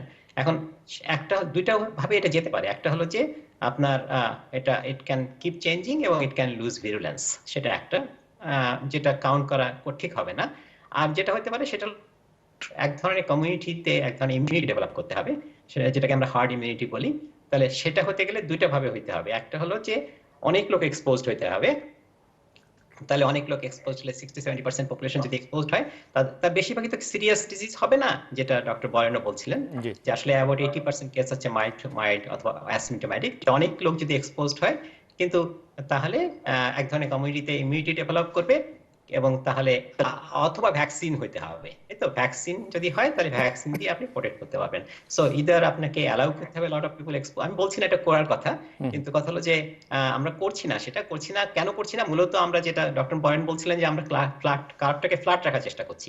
ফ্ল্যাট রাখার চেষ্টা করছি মূলত হলো যাতে আমার হেলথ সিস্টেম যাতে কলাপস না করে যায়, সেটা হলো কথাটা। হেলথ সিস্টেম যদি আমরা যদি লকডাউন না রাখি, তাহলে একবারে অনেক কেস হলে হেলথ সিস্টেম আসলে কলাপস করে যাবে, সিস্টেম হেলথ হসপিটাল গুলো ম্যানেজ করতে পারবে না। তাহলে কিন্তু প্রবলেম হচ্ছে যে তাতে করে লোকজন এক্সপোজ হচ্ছে না। তো এক্সপোজ হচ্ছে না, তাহলে এটা উইল টেক টাইম, মানে সেটা হলো কথাটা। তো আপনার সো দ্যাটস দ্য শর্ট জি answer, either the virus has to die out or there has to be community immunity. জি আমি একটা খারাপ খবর দিই আর একটা ভালো খবর দিই। ভালো, বাকি ভাইয়ের কথাটা টেনে আনছি। এখন ভাইরাসটা কতদিনে যাবে আপনি যদি চিন্তা করেন, 1347 থেকে 1352 সে ব্ল্যাক ডেথ, এটা কিন্তু 5 বছর পর্যন্ত স্থায়ী ছিল। আর আপনি যদি আমরা যদি 1918 থেকে 1920 যাই, সেটা হলো স্প্যানিশ ফ্লু, সেটা কিন্তু 2 বছর স্থায়ী ছিল। সুতরাং এরকম যদি থাকে 2 বছর, কারণ এই করোনার একটা প্রবলেম হলো it's a high infectivity, low mortality. SARS এবং মার্সের মর্টালিটি যদি দেখেন, সার্সে কিন্তু WHO বলে 14 থেকে 18% মারা গেছে, আর মার্সে গেছে হলো প্রায় 37%। সৌদি আরবে 37% লোক মারা গেছে, কিন্তু সেই সংখ্যা কত? সেই সংখ্যা তো 1000-এর নিচে মৃত, কিন্তু এখানে তো লক্ষ লক্ষ মৃত। তো এর জন্য আমি খুব শঙ্কিত যে এটা যদি, আর একটা জিনিস হলো যে এই ভাইরাস খুব জেনোম চেঞ্জ করে। এই যে ভ্যাকসিনের কথা বলছি আমরা, অলরেডি 7টা স্ট্রেইনের পাওয়া গেছে। এগুলো হলো খারাপ খবর, তাহলে তো আমাদের সর্বনাশ। কিন্তু যে ভালো খবরটা আমি দিচ্ছি, ইন্ডিয়ার সায়েন্টিস্টরা কিন্তু একটা স্টাডি অলরেডি করে ফেলছে। তারা বলছে যে এই ভাইরাসটার, যে আমরা অনেকেই জানি এই ভাইরাসটার 4 রকমের প্রোটিন থাকে। এটা কিন্তু করোনা মানে কিন্তু কি বলে রাজার সিংহাসনের যে করোনা মানে মুকুট, এই মুকুটের মধ্যে এই মুকুটে 4 ধরনের প্রোটিন থাকে। একটা হলো এস প্রোটিন, যেটা নাকি স্পাইকের মধ্যে থাকে, একটা এনভেলাপ প্রোটিন ই প্রোটিন, একটা ম্যাট্রিক্স প্রোটিন এম প্রোটিন, আরেকটা ভিতরে থাকে নিউক্লিওসাইড প্রোটিন এন প্রোটিন। এখন উনি বলে এটা হেডেড বাই এইটা, সেটা হলো হায়দ্রাবাদ থেকে আছে Nageshwar Reddy, is a very important physician in India. তারা করে দেখছে যে ইটালি এবং স্পেনের যে ভাইরাসটার মধ্যে স্পাইকের সংখ্যা ছিল, এই স্পাইক দিয়েই কিন্তু আমাদের ফুসফুসে এটা ঢোকে। যে আমাদের এই উপমহাদেশে যে ভাইরাসটা আছে, এতে স্পাইকের সংখ্যা কমে গেছে। স্পাইকের সংখ্যা যদি কমে যায়, এদের ভিরুলেন্সও কমে যাবে, এবং এই ভাইরাসে যদি আমি ইনফেক্টেড হই, তাহলে আমাদের মৃত্যু হারও কমে যাবে। কিন্তু আসলে তো তার ঘটছে না। এই বাকি ভাই এইমাত্র বললেন, এটা ডেইলি মেইলের একটা নিউজ, যে এই সামারের মধ্যেই বোধহয় চলে যাবে। কেন যাবে? যে কারণ সামারের টেম্পারেচারের জন্য যাবে, সামারের হিউমিডিটির জন্য যাবে। আরেকটা জিনিস বলছে যে রোদ্রে এরা বাঁচতে পারে না, সানলাইট এটা বাঁচতে পারে না। কিন্তু আমরা কিন্তু ওই মানে যেটা শুনি, কিন্তু সেটা হচ্ছে না। এখন কতদিন এটা যাবে সেটা তো আমরা এখন প্রেডিক্ট করতে পারি না। তো আমরা চাই যাতে নাকি ব্ল্যাক ডেথ, স্প্যানিশ ফ্লুর মতো এটা না হয়। কিন্তু বেশি দিন ছিল না। আপনি একটু বলবেন যে যারা নিয়মিত হার্টের ওষুধ খাচ্ছেন, হৃদরোগী, তাদের করোনা ইনফেকশন হলে তারা ওষুধের পরিবর্তন আনতে হবে কিনা? এটা খুবই ইম্পর্টেন্ট প্রশ্ন, কারণ কি বলে, আমি কয়েকটা ওষুধের নাম বলবো। আমি প্রথমেই বলছি, যেটা নাকি আমাদের কিন্তু আমাদের বাংলাদেশ কার্ডিয়াক সোসাইটির যে প্রেসিডেন্ট প্রফেসর মহিবুল্লাহ এবং জেনারেল সেক্রেটারি আব্দুল্লাহ আল সাফি মজুমদার, তারা আমাদের কাছে একটা সাইন করা আমাদের একটা গাইডলাইন পাঠিয়ে দিয়েছে। এবং ওই প্রফেসর MG আজমের নেতৃত্বে আরেকটা হয়েছে, আমাদের ইন্টারভেনশন কি করে করতে হবে এবং ওষুধ আমরা কি করে খাবো। আমাদের এখন কথা হলো, আমাদের যে কার্ডিয়াক সোসাইটির যে রিকমেন্ডেশন, সেটা প্রায় আমেরিকান কলেজ অফ কার্ডিওলজির যে রিকমেন্ডেশন তার একই রকম। আমাদেরকে স্পষ্ট বলে দেওয়া হয়েছে, যে সমস্ত রোগীরা কার্ডিয়াক মেডিসিনগুলো খাচ্ছে, সেই মেডিসিনগুলো অ্যাজ ইট ইজ খাবে। যদি কোনো পেশেন্ট যাদের নাকি হার্টে অসুখ আছে, করোনাও আছে, পেশেন্ট হাসপাতালে ভর্তি হয়েছে, ব্লাড প্রেশার কমে গেছে, হার্ট রেট কমে গেছে, হার্ট রেট বেড়ে গেছে, সেটা ইন্ডিভিজুয়াল ডিসিশন। সোফার যে সমস্ত মেডিসিন কার্ডিওলজিস্ট তাকে দেওয়া হয়েছে, সেই ওষুধটা খাবে, কোনো ওষুধ পরিবর্তন করবে না। 2 নম্বর কথা, আমাদের মধ্যে ডেঙ্গু ফিভারের সময় এটা হয়েছিল, যাদের হার্টে রিং আছে, যাদের বাইপাস সার্জারি করা আছে, তাদেরকে আমরা অনেকগুলো ওষুধ দিই। তার মধ্যে একটা ইম্পর্টেন্ট হলো অ্যাসপিরিন। ডেঙ্গুতে প্লেটলেট কমে গেলে আমরা অনেক সময় অ্যাসপিরিন বন্ধ করে রাখতাম, কিন্তু এই প্লেটলেট কমাটা এমনভাবে এই করোনাতে ঘটে না। করোনার ব্লাডে দেখা গেছে লিম্ফোসাইট নামে একটা জিনিস আছে, 83% কেস এটা কমে যায়, কিন্তু প্লেটলেট কমে মাত্র 33%। সুতরাং আপনি অ্যাসপিরিন বন্ধ করবেন না। আপনি কোলেস্টেরলের যে ওষুধ আমরা স্ট্যাটিন দেই, বন্ধ করার কোনো সুযোগ নাই, কারণ কারণ এই ওষুধ অনেকে ভাবে যে এই ওষুধ তো লিভারে যে হবে, করোনা হলে যদি লিভার এফেক্ট হয় বন্ধ করা যাবে না, তারপরে হাই ব্লাড প্রেশার ওষুধ বন্ধ করা যাবে না। আরেকটা জিনিস মনে রাখতে হবে, any inflammatory condition is a procoagulant condition, তার মানে রক্ত জমাট বেশি বাড়তে পারে। যারা নাকি রিং লাগানো আছে, যারা বাইপাস করে, তারা যদি অ্যাসপিরিন, ক্লপিডেগ্লর, যে সমস্ত ওষুধগুলো অত্যন্ত কমন ওষুধ আমাদের এখানে প্ল্যাডেক্স নামে, লপিরেল নামে, এগুলো আমাদের খুব হরহামেশা ইউজ হয়, একটাও বন্ধ করা যাবে না। কোলেস্টেরল ওষুধ অ্যাটোবা নামে পাওয়া যায়, টিজিনর নামে পাওয়া যায়, স্ট্যাকন নামে পাওয়া যায়, রসুবা নামে পাওয়া যায়, রোকোভাস নামে এগুলো বন্ধ করা যাবে না। সুতরাং এই ওষুধগুলো আমরা বন্ধ করব না। কিন্তু যে ওষুধটা নিয়ে সবচেয়ে বিপদ হয়েছে এআরবি, কারণ করোনা ভাইরাসের যদি প্যাথোজেনেসিস দেখেন, তাহলে এই করোনা ভাইরাস আমাদের শরীরের ভিতরে ঢুকেই হলো ARB2 রিসেপ্টর দিয়ে, ARB2 রিসেপ্টর দিয়ে। এখন এই পৃথিবীর অনেক মানে বিখ্যাত দেশের মিডিয়া ভরে গেছে, যে সমস্ত পেশেন্ট এসি ইনহিবিটর এবং ARB ওষুধ খায়, তাদের যদি করোনা হয় তাহলে তারা মরে যাবে। কারণ এটা কিন্তু একটা থিওরিটিক্যাল প্রপোজিশন আছে। থিওরিতে বলে যদি ARB2 রিসেপ্টর যদি আটকে যায়, তাহলে তো পেশেন্ট, তাকে যদি আপনি এসি ইনহিবিটর ARB ওষুধ খাইয়ে দেন, তাহলে তো পেশেন্ট খারাপ হয়ে যাবে, পেশেন্ট তো মরে যাবে।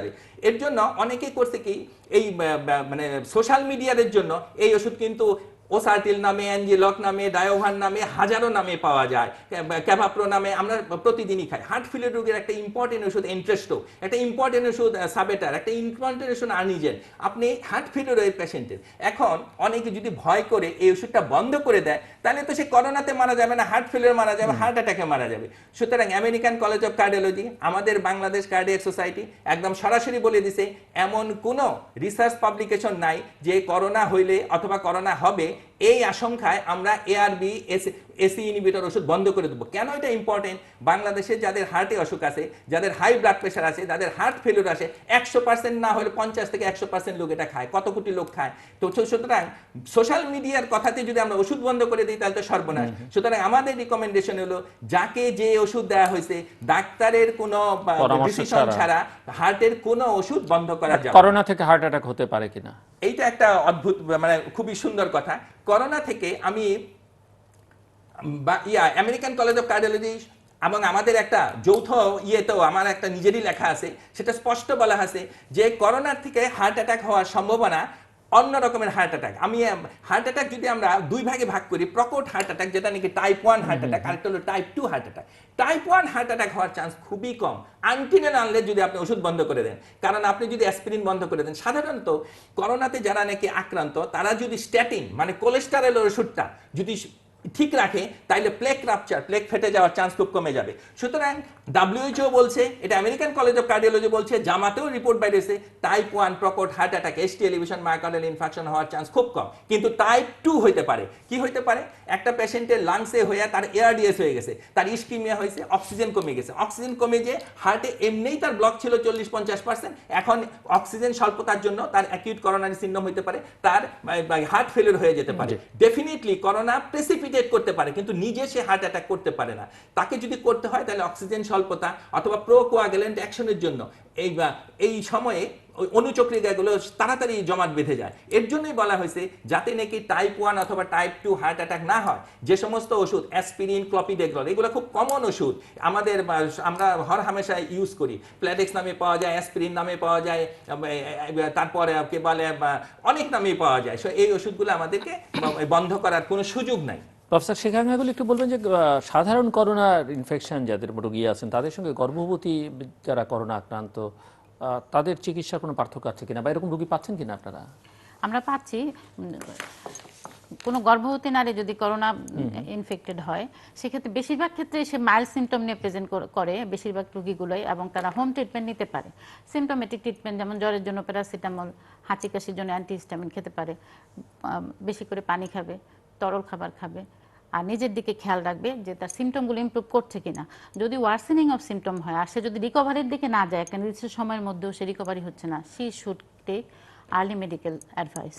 এটা করতে হবে। এবং আমরা অ্যাজিথ্রোমাইসিন দিতে পারি এই রোগীগুলোকে হাঁচি কাশির জন্য, কিন্তু হাইড্রোক্সিক্লোরোকুইন, যেটা প্রেগনেন্সির ক্যাটাগরি ডি ড্রাগ, সেই ড্রাগটা আমরা FDA অ্যাপ্রুভাল দেয়নি, কারণ এটা অটোটক্সিক, মানে গর্ভস্থ শিশুর কান এবং চোখের উপর এটা একটা খারাপ দিক আছে।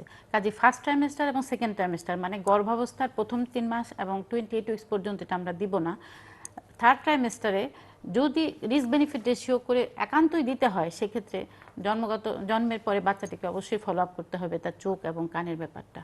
এমনি যদি প্রসব বেদনা নিয়ে কেউ যায় করোনা আক্রান্ত হয়ে, তখন কি করেন আপনারা, মানে আমরা একদম ফাইনাল স্টেজে গেলে? যদি আমরা ইমার্জেন্সিতে এমন রোগী পাই করোনা এফেক্টেড বা সাসপেক্টেড যেটাই হোক, সেক্ষেত্রে আমরা আগে রোগীটাকে এক্সামিন করি কোন স্টেজ অফ লেবারে সে আসছে। সে যদি আর্লি স্টেজ অফ লেবারে হয় এবং করোনা পজিটিভ হয়, তাহলে আমরা তাকে ডেজিগনেটেড হসপিটালগুলিতে পাঠিয়ে দিব।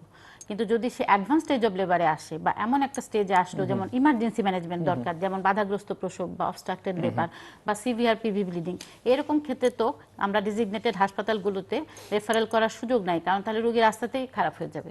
এবং সেই ক্ষেত্রে এই ধরনের রোগীদের ম্যানেজমেন্টের জন্য আমরা খুব অতি সম্প্রতি আমরা আমাদের ঢাকা মেডিকেল কলেজের পরিচালক মহোদয় স্যারের সহযোগিতায় আমরা একটা আলাদা ওটি রেডি করেছি এবং অলরেডি আমরা কাজ শুরু করেছি। যে পেশেন্টগুলো এরকম ইমার্জেন্সি কন্ডিশন নিয়ে সাসপেক্টেড করোনা রোগী বা পজিটিভ করোনা রোগী আসতেছে, তাদেরকে আমরা ওইভাবে ম্যানেজ করছি ওই হাসপাতালে। প্রফেসর আব্দুল্লাহ বাকি, আপনি একটু বলবেন। আমি ধরে নিচ্ছি যে আপনি বাংলাদেশের করোনা পরিস্থিতিকে ফলো করছেন কিছুটা হলেও, এবং বাংলাদেশের জনস্বাস্থ্যের সঙ্গে আপনার একটা নিবিড় সম্পর্ক আছে, এবং বাংলাদেশ নিয়ে আপনি যথেষ্ট কাজ দীর্ঘকাল ধরে করছেন, এখনো করে চলেছেন।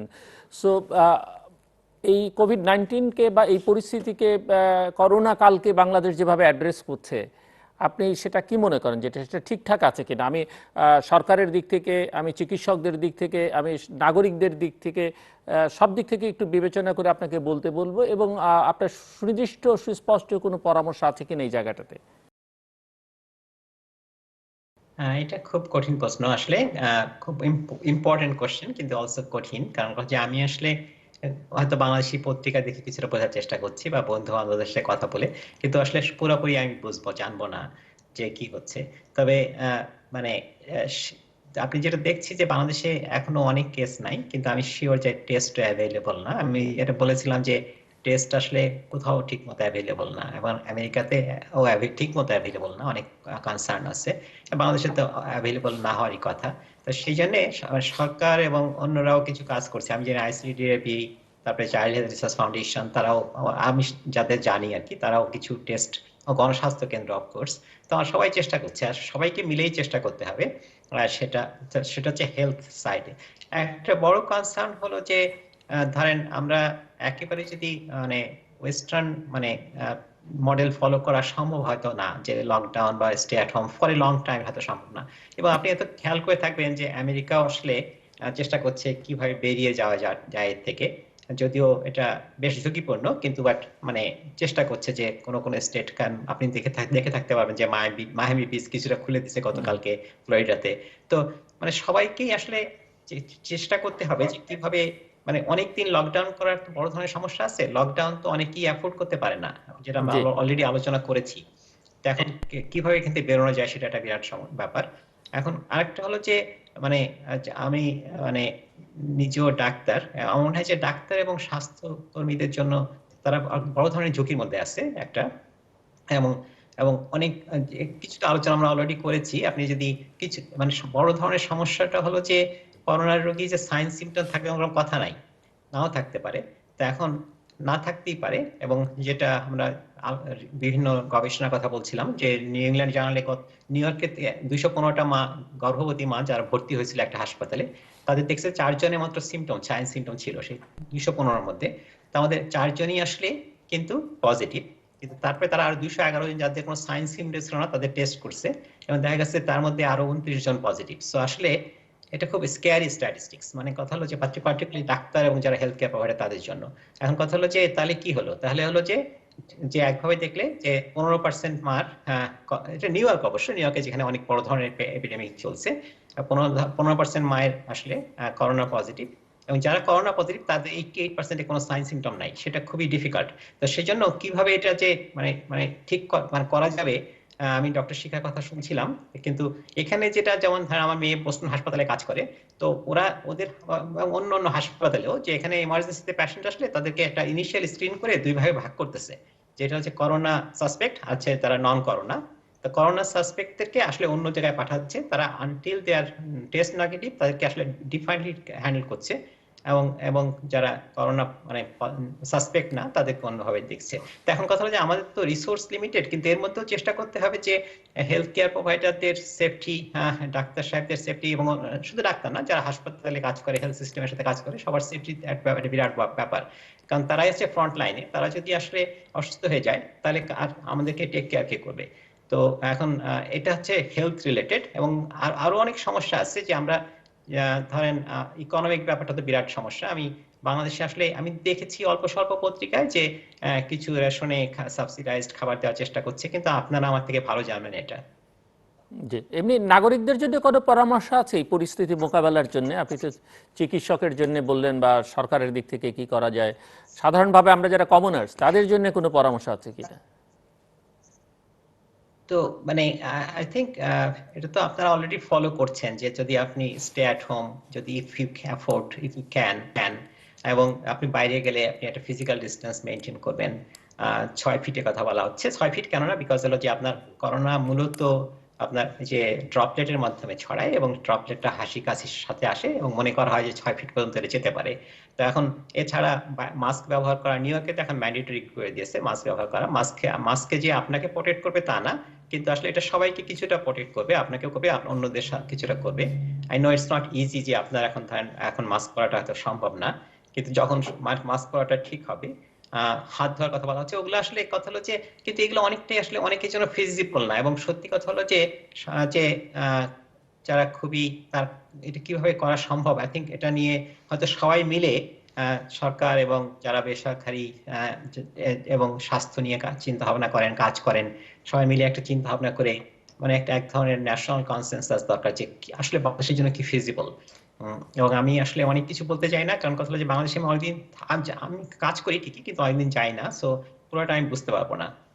জি, প্রফেসর বরুণ চক্রবর্তী একটু বলবেন যে যেসব ওষুধ করোনা ইনফেকশনের জন্য এখন ব্যবহার করা হচ্ছে কোনোটি নিশ্চিত না, যেমন নানা পরীক্ষা নিরীক্ষা পৃথিবী জুড়েই চলছে, তো যাদের হার্টের অসুখ আছে তাদের ক্ষেত্রে এগুলো কোনো বিরূপ আমি প্রতিক্রিয়া এটা সৃষ্টি আসলে করবে কিনা? প্রফেসর শিকার কাছ থেকে আমি কেড়ে নিয়ে বলতে চাইছিলাম এক সময়, জি, কারণ এই please. পার্টটা তো শুধু আমি বুঝতে পারিনি, আমি বুঝতে পারলে দিতাম। শুধু যদি শুধু প্রেগনেন্সির জন্য, কিন্তু এখন বাকি ভাই অলরেডি বলেই দিয়েছে যে কোনো স্পেসিফিক চিকিৎসা নাই। আমি এখনো বলছি যে করোনা ভাইরাসের বিরুদ্ধে কোনো স্পেসিফিক কোনো চিকিৎসা নাই। চিকিৎসা যে কথাটা দিয়ে বলা হয়েছে, আপনি দেখেন যে স্টাডিটার উপর ডিপেন্ড করে আমরা হাইড্রোক্সি ক্লোরোকুইন খাওয়াচ্ছি, যে স্টাডিটার উপর এজিথ্রোমাইসিন সাজে, সেই স্টাডিটা কত বড়, লক্ষ লক্ষ লোকের আজকে করোনা ভাইরাসে আক্রান্ত, লক্ষ লক্ষ চিকিৎসা লাগছে। কিন্তু যে স্টাডিটার উপর ডিপেন্ড করে, ইভেন যুক্তরাষ্ট্রের প্রেসিডেন্ট বলে ফেলছিলেন যে অলরেডি গেম চেঞ্জার চলে আসছে, কিন্তু সেই স্টাডিটা মাত্র 26 জন লোকের উপর করা, এবং সেটা ছাপানো হয়েছে, এবং যে লেখক তার নাম হলো ফিলিপ গোটেট, এবং তার বিরুদ্ধে অলরেডি কথাবার্তা শুরু হয়ে গেছে যে মাত্র 26 জন লোকের উপরে এই স্টাডিটা করা উচিত না। And that is a non randomised. আমরা যদি মেডিকেল সায়েন্সে কখনো কিছু করি, সেটা সাধারণত র্যান্ডমাইজড ট্রায়াল হয়, that was not that one. 26 জন লোকের উপর ডিপেন্ড করে হাইড্রোক্সি ক্লোরোকুইন আসছে এবং এজিথ্রোমাইসিন। এখন প্রবলেম হলো হাইড্রোক্সি ক্লোরোকুইন কিভাবে কাজ করে। হাইড্রোক্সি ক্লোরোকুইন কিন্তু সরাসরি যে ভাইরাসটাকে মারে না। আমি এইমাত্র বললাম যে যখনই নাকি করোনা ভাইরাস শরীরে ঢোকে তখন সে ফুসফুসের ভিতরে ঢোকে, এবং এআরবি রেসিপ্টর 2 দিয়ে ARB2 দিয়ে সে ঢোকে। এই হাইড্রোক্সি ক্লোরোকুইন প্রবাবলি ARB2-র সাথে যে ভাইরাসটা লাগে সেটাকে বাঁধতে দেয় না। কিন্তু সবচেয়ে চায়নায় যে প্রমাণ হয়েছে, চায়না বলছে যে ভিট্রো আর ভিভো বইলা মেডিকেল সায়েন্সে দুটো ইম্পর্টেন্ট কথা আছে। ভিট্রো মানে বাইরের ল্যাবরেটরি স্টাডি, ভিভো মানে আপনার মানুষের শরীরের ভিতরে স্টাডি। ভিট্রোতে সে কাজ করছে কিন্তু ভিভোতে সে কাজ করে না। কিন্তু একই ঘটনা ঘটছিল ওই যে র্যামসিডের এই একটা ওষুধ, সেটা কিন্তু ইবোলা ভাইরাসের জন্য আসছিল, কিন্তু ইবোলা ভাইরাসে ভিট্রোতে কাজ করছিল কিন্তু ভিভোতে সে কাজ করে নাই। হাইড্রোক্সি ক্লোরোকুইনের ব্যাপারেও ঠিক একই ঘটনা ঘটছে, এটা সবসময় করে না। আপনি যদি দেখেন হয়তো বা কন্ট্রাডিক্টরি স্টাডি অলরেডি বেরিয়ে গেছে, ফ্রান্সে স্টাডি বেরিয়েছে, এবং এটা আসলে মার্সেলিস থেকে স্টাডিটা, কিন্তু এরপরে আবার সাউথ ফ্রান্স থেকে আরেকটা স্টাডি বলছে যে এই হাইড্রোক্সি ক্লোরোকুইন কাজ করে না। ব্রাজিলে আপনি জানেন কিনা, ব্রাজিলে কিন্তু রিপোর্ট বেরিয়ে গেছে হাইড্রোক্সি ক্লোরোকুইন এবং ক্লোরোকুইন ওখানে ইয়েতে করোনা চিকিৎসাতে নিষিদ্ধ করা হয়েছে। কিন্তু আসার কথা কি, আসার কথা হলো এখন সায়েন্টিস্টরা বলছে শুধু ARB2 আটকাইলে হবে না, এর ভিতরে TMRC বলে RSS নামে আরেকটা এনজাইম থাকে, এটাকেও আটকাতে হবে। জাপানে একটা ওষুধ আছে ক্যামোস্টেট নাম, এটা অনেকে এটাকে করে। সুতরাং এখন চেষ্টা চলছে হাইড্রোক্সিক্লোরোকুইনের সাথে এই ওষুধটা যদি অ্যাড করে দেওয়া হয় তাহলে কাজ করবে কিনা। আপনি আমাকে জাস্ট ছোট্ট ছোট করে উত্তরগুলো দিবেন। আমি প্রশ্ন করেছিলাম যে করোনা ইনফেকশনে যেসব ওষুধ ব্যবহার করা হচ্ছে সেগুলো হার্টের রোগীদের কোনো সমস্যা তৈরি করে কিনা। খুব ইম্পর্টেন্ট, হাতে সময় নেই, ছোট ছোট করে আমি আপনাকে ছোট করে বলি, কোন হার্টের রোগী যে নাকি হার্টের ওষুধ খাচ্ছে তাকে আমরা আমাদের এখন ন্যাশনাল গাইডলাইনও বেরিয়ে গেছে, আমাদের যদি করোনা হয় তাহলে হাইড্রোক্সিক্লোরোকুইন দিতে হবে এবং ডোজ আমরা ফিক্স করে ফেলছি 400 milligram twice daily first day এবং 200 milligram twice daily for 10 days. কিন্তু কোন হার্টের রোগীকে বাংলাদেশের প্রত্যন্ত অঞ্চলেও তাকে যদি হাইড্রোক্সিক্লোরোকুইন এবং এজিথ্রোমাইসিন একত্র খাওয়াতে হয় তাহলে 3 বার হুঁশিয়ার। কেন হুঁশিয়ার? কারণ এই হাইড্রোক্সিক্লোরোকুইন কিউটি প্রলঙ্গেশন করে, এজিথ্রোমাইসিন কিউটি প্রলঙ্গেশন করে, সাডেন ডেথের সংখ্যা বেড়ে যাবে। সুতরাং আমার কথা হলো কোন হার্টের রোগীকে বাংলাদেশের যে কোনো জায়গাতে এখন করোনা হবে উইদাউট ইসিজি না করে তাকে কখনোই এই হাইড্রোক্সিক্লোরোকুইন এবং এজিথ্রোমাইসিন সাইমালটেনিয়াসলি খাওয়া যাবে না। সুতরাং যে কোনো ডাক্তার, আমি সব ডাক্তারদের জন্য পরামর্শ দিবেন, আমার জন্য কোনো পেশেন্টকে যদি হাইড্রোক্সিক্লোরোকুইন হার্টের রোগীকে খাওয়াতে হয় দেখতে হবে উনি আগে কি কি ওষুধ খায়। আমাদের অনেকগুলো কমন ওষুধ আছে, যেমন আমাদের হার্ট ফেলিউরের পেশেন্টের অ্যামিওডারন আমরা অনেকেরই দিই, অ্যামিওডারন নামে ফ্লেকেনাইড নামে অনেকগুলো ওষুধ আছে, তারপরে প্রোপাফেনন নামে ওষুধ আছে। এই ওষুধগুলো এমনিতেই একটু কিউটি ইন্টারভেল বাড়িয়ে রাখে দেয়। সুতরাং নিয়ম হলো কোনো হার্টের রোগীকে হাইড্রোক্সিক্লোরোকুইন খাওয়ানোর আগে এজিথ্রোমাইসিনও কিউটি প্রলঙ্গেশন করে এবং হাইড্রোক্সিক্লোরোকুইন দুইটাই করে। সুতরাং আমাদেরকে একটা ইসিজি করতে হবে। ইসিজি করে কি দেখতে হবে? দেখতে হবে কিউটি কত আছে। কিউটি যদি, এটা কিন্তু অটোমেটিক্যালি কম্পিউটারই দিয়ে দিতে পারে, যদি 440 মিলি সেকেন্ডের বেশি হয়, অবশ্য অনেক জায়গাতে আছে 480, যদি এই পেশেন্টকে আপনি, যদি একটা পেশেন্ট অলরেডি একটা ওষুধ খায় যেটা কিউটি বাড়ায়, আপনি এজিথ্রোমাইসিন দিচ্ছেন কিউটি বাড়ায়, তা হাইড্রোক্সিক্লোরোকুইন দিচ্ছেন কিউটি বাড়ায়, তাহলে তো পেশেন্ট রাত্রেবেলা সাডেনলি মরে যাবে। তাহলে আপনাকে কি করতে হবে? যদি ওইভাবে দিতে হয় পেশেন্টকে মনিটরে দিতে হবে, তারপরে ওষুধ শুরু করতে হবে এবং সেকেন্ড ডোজ অফ হাইড্রোক্সিক্লোরোকুইন খাওয়ানোর পরে তার কিউটি ইন্টারভেল আবার মারতে হবে। মনে করেন একটা পেশেন্টের 420 ছিল কিউটি ইন্টারভেল, 4 ঘন্টা পরে আপনি আবার কিউটি মাপেন, যদি দেখেন যে না ওই 420 রয়েছে অথবা 430 হয়েছে অথবা 440 হয়েছে, নো প্রবলেম। যদি এই কিউটিসি 500-র বেশি উঠে যায় অথবা বেসলাইন থেকে 60 বেড়ে যায় তাহলে will have to stop medicine, তা না হলে পেশেন্টের সাডেন ডেথ বেড়ে যাবে। এর জন্যই আমি বলি কোন হৃদরোগের পেশেন্ট যেদিকে হৃদরোগের অনেক ওষুধ খায় তাকে হাইড্রোক্সিক্লোরোকুইন দিয়ে করোনার চিকিৎসা, এজিথ্রোমাইসিন দিয়ে করোনার চিকিৎসা করতে গেলে আপনাকে একটা বেসলাইন ইসিজি করে নিতে হবে। জি, আমি যদি ভুল না বুঝে থাকি, যে আপনি বলছিলেন যে ঢাকা মেডিকেল কলেজে সিজারিয়ান সেকশনের মধ্যে অপারেশন, মানে করোনা রোগীদের জন্য আলাদা অপারেশন থিয়েটার করা হয়েছে।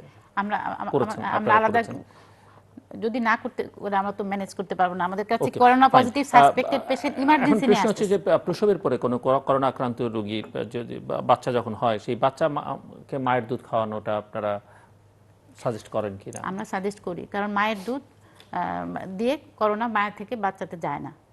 আর ব্রেস্ট ফিডিং এর উপকারিতার কথা তো আর ভাষায় বলে শেষ করা যাবে না। কাজে আমরা অবশ্যই করোনা আক্রান্ত হলেও মাকে বলবো বুকের দুধ খাওয়াতে। এটা 3 ভাবে করা যায়। এক হলো মা নিজেই বাচ্চাকে বুকের দুধ খাওয়াতে পারবেন, তবে কিছুটা সতর্কতার দরকার আছে। বাচ্চাটাকে দুধ খাওয়ানো শুরু করার আগে এবং দুধ খাওয়ানোর পরে তাকে খুব ভালোভাবে হাত ধুয়ে নিতে হবে, গ্লাভস পরতে হবে, মাস্ক পরতে হবে এবং রেসপিরেটরি হাইজিন, মানে কাশি শিষ্টাচার বলতে আমরা যেটা বুঝি সেটা সম্পূর্ণ মেনে চলতে হবে এবং কখনোই বাচ্চার উপরে হাঁচি কাশি দেওয়া যাবে না।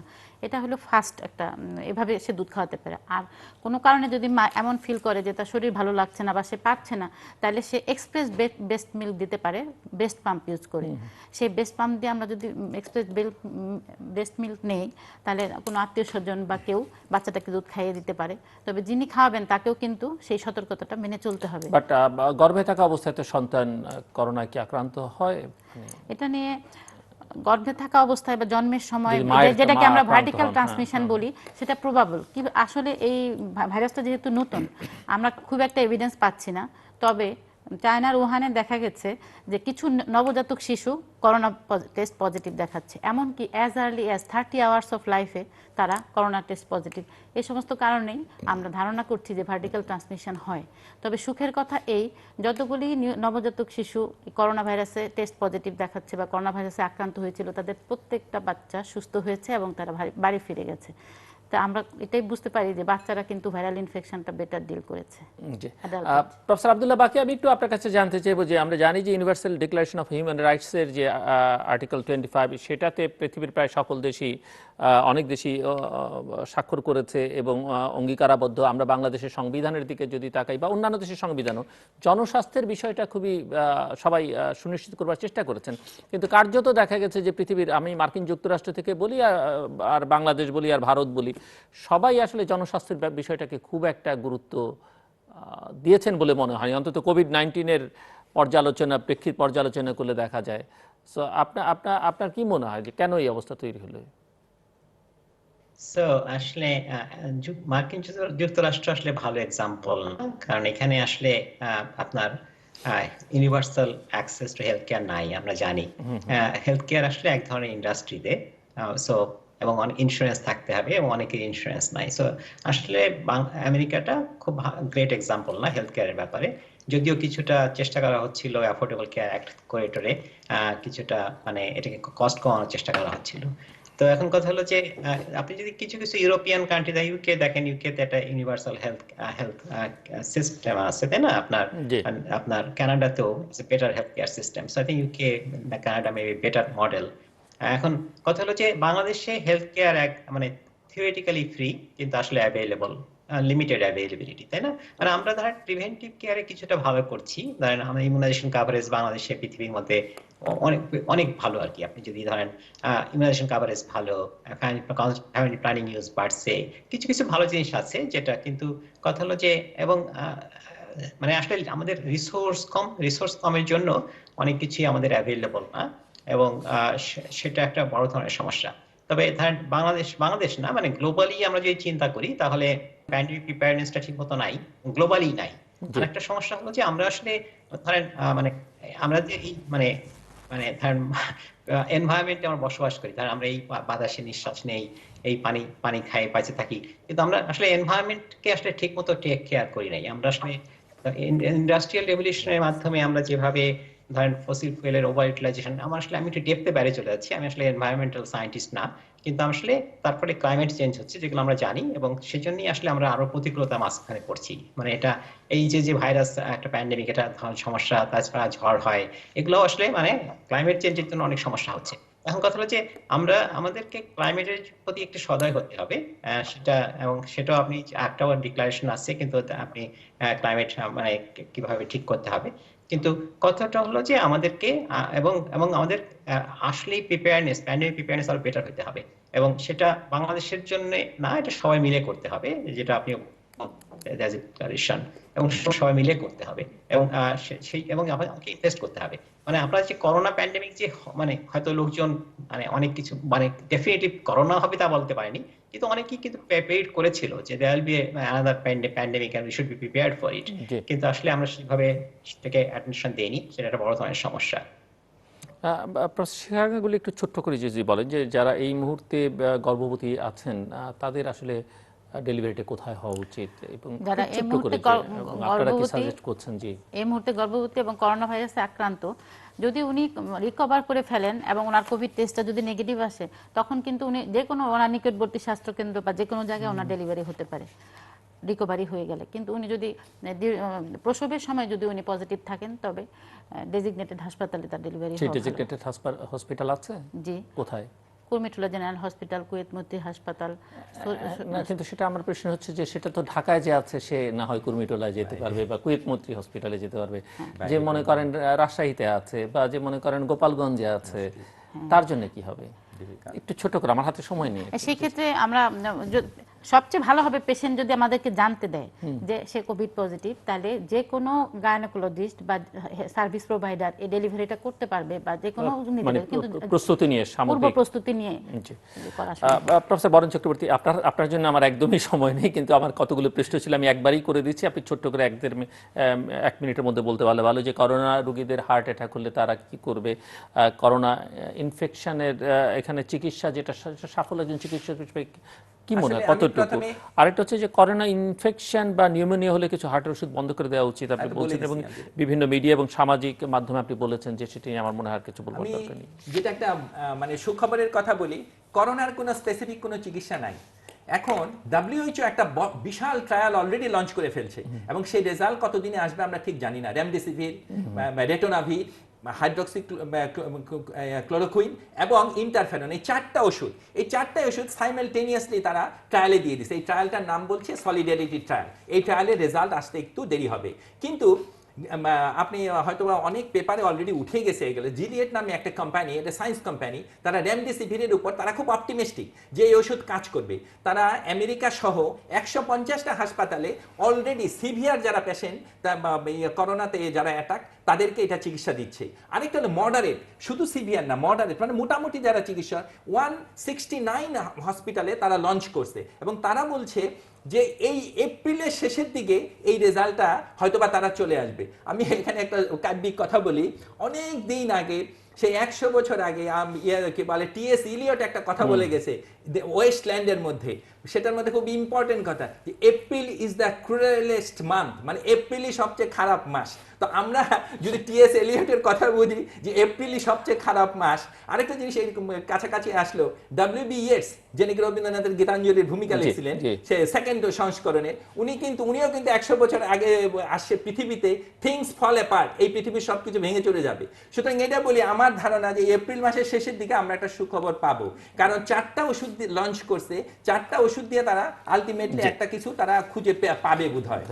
প্রফেসর আব্দুল্লাহ বাকি, আমরা একেবারে শেষ মুহূর্তে আপনি যদি 30 সেকেন্ডে কিছু যোগ করতে চান। না, যেটা ডক্টর বলেন বলছিলেন যে আসলে অনেকগুলো ড্রাগ ট্রায়াল চলছে এবং প্রায় 200 মতো ট্রায়াল চলছে। সলিডারিটি ট্রায়ালটা ভালো এই জন্য যে এটা অনেকগুলো ড্রাগ একসঙ্গে ইভালুয়েট করছে, কিন্তু আসলে রেমডেসিভিরের কথা বলা হচ্ছিল, এটা আসলে শিকাগোর একটা হাসপাতাল ট্রায়াল হচ্ছে, যদিও এটা আসলে ওপেন ট্রায়াল। কিন্তু কথা হলো যে আমার মনে হয় যে এন্ড অফ এপ্রিল না হলে আর্লি মেতেও আমরা জানবো যে কোন ওষুধ কাজ করে না, এবং সেটা হয়তো আমাদের জন্য একটা ভালো সংবাদ আনবে। আর হোপফুলি এবছর, কেউ বলছে দেশে এবছর শেষের দিকে যে ভ্যাকসিনের একটা খবর পাওয়া যাবে, হোপফুলি সেটাও কাজ করবে, তাহলে আমরা হয়তো একটা ভালো দিকে যাব। ধন্যবাদ। আমি 30 সেকেন্ড প্রতিদিন আপনি প্রশ্ন করেন, আমি আপনাকে প্রশ্ন করছি।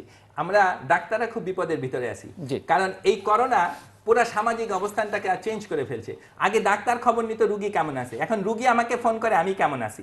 আগে একজন ডাক্তার দেখলেই মানুষ কাছাকাছি দৌড়িয়ে আসছে, ডাক্তার সাহেব আসে, এখন ডাক্তার দেখলেই পেশেন্ট দৌড় দেয়। কিন্তু এখন প্রবলেম হলো যে আমরা ডাক্তাররা কি বিপদের মধ্যে আছি, এটা একটা সামাজিক অবস্থা। আমরা ঢাকায় অথবা বাংলাদেশে যে কোনো জায়গাতে আমরা অ্যাপার্টমেন্ট কমপ্লেক্সে থাকি, অ্যাপার্টমেন্ট কমপ্লেক্সে দেখা গেল 30টা 40টা করে ফ্ল্যাট আছে, সেখানে যেই ডাক্তার ওই অ্যাপার্টমেন্ট কমপ্লেক্সে আছে, আমি বলবো না একজন মানে কত মর্মান্তিক কথা, বাংলাদেশের একজন বিখ্যাত কার্ডিওলজি, যে নাকি আমাদের এই রিকমেন্ডেশন গুলা যায়, ন্যাশনাল ইনস্টিটিউটের একজন বিখ্যাত ডাক্তার, সেই ডাক্তারকে স্যার অ্যাপার্টমেন্ট কমপ্লেক্সে বলা হয়েছে হয় আপনি বাইরে যান, না হলে আপনি ভিতরে আসেন, বাইরে গেলে ভিতরে আসবেন না, ভেতরে গেলে বাইরে আসবেন না। এটা কি ধরনের একটা অবস্থা? ডক্টরদের, জার্নালিস্টদেরও তাই বলা হচ্ছে। এটা কিন্তু আমরা খুব বিপদের ভিতরে আছি। সুতরাং আমি মনে করি মানুষের এই ধারণাটার পরিবর্তন হওয়া উচিত। আমি আরেকটা সেন্টিমেন্ট, আমার হাজার সময় নেই, শেষ করতে হবে। ধন্যবাদ। দর্শক, কথা হচ্ছিল কোভিড-19 বা করোনা পরিস্থিতি নিয়ে, এবং এই কথা ঠিক যে জনস্বাস্থ্যের ব্যাপারে পৃথিবীর খুব কম দেশই গুরুত্ব দিয়েছে এবং তার ফলাফল এখন ভোগ করছে, এবং এর জন্য যে প্রস্তুতিটা থাকা দরকার, আমরা আশা করব যে এই করোনা কাল অতিক্রম করলে আমরা সেই প্রস্তুতিটা গ্রহণ করতে আরও বেশি সজাগ এবং সচেষ্ট হব। এক ধরনের নানা দ্বিধার মধ্যে আসলে করোনা আমাদেরকে ফেলে দিয়েছে। আমার অতিথিরা যেটি বলছিলেন যে এই লকডাউন পরিস্থিতি আসলে আমাদেরকে অনেক রকমের ঝুঁকির মধ্যে ফেলে দিচ্ছে, অর্থনৈতিক ঝুঁকি তার মধ্যে একটা প্রবল, কিন্তু at the same time lockdown ঝুঁকি, মানে লকডাউন যদি তুলে দেওয়া হয় তার একটা সুবিধা হচ্ছে যে এক্সপোজারটা বেশি হলে ইমিউন সিস্টেমটা অনেক বেশি শক্তিশালী হবে, তাতে হয়তো অনেকে বেঁচে যাবে এবং করোনা তখন আর খুব একটা সুবিধা করতে পারবে না, বা কোভিড-19। কিন্তু অন্য ঝুঁকি হচ্ছে যে এই এক্সপোজার বেশি হলে আমাদের হেলথ কেয়ার সিস্টেমের এখন যে অবস্থা সেটি আসলে ভেঙে পড়বার আশঙ্কা রয়েছে। কাজেই কি করণীয় সেটি আসলে নীতি নির্ধারকরা ঠিক করবেন। একটি টেকনিক্যাল অ্যাডভাইজারি কমিটি গতকাল বাংলাদেশ সরকার করেছে, আমরা আশা করব যে সেখান থেকে হয়তো কিছু বেরিয়ে আসবে এবং নাগরিকদেরও সেক্ষেত্রে পূর্ণ সহযোগিতা দরকার হবে। দর্শক, আমাদের সঙ্গে থাকবার জন্য অসংখ্য ধন্যবাদ। আপনাদের সবার জন্য শুভকামনা, নিরাপদে থাকবেন এবং বাড়িতে থাকবেন, এবং অবশ্যই চিকিৎসকদের সহায়তা করবেন। এবং যে পরিস্থিতির কথা আমরা মিস্টার বরেন চক্রবর্তীর কাছ থেকে শুনলাম, সেই পরিস্থিতি যেন কোনো চিকিৎসককে এবং সেই সঙ্গে সাংবাদিক, আইন শৃঙ্খলা রক্ষাকারীর বাহিনী যারা কাজ করছেন জরুরি অবস্থা মোকাবেলার জন্য, তাদের যেন পড়তে না হয়। দর্শক, আমাদের সঙ্গে থাকবার জন্য অসংখ্য ধন্যবাদ। আপনাদের সবার জন্য শুভকামনা।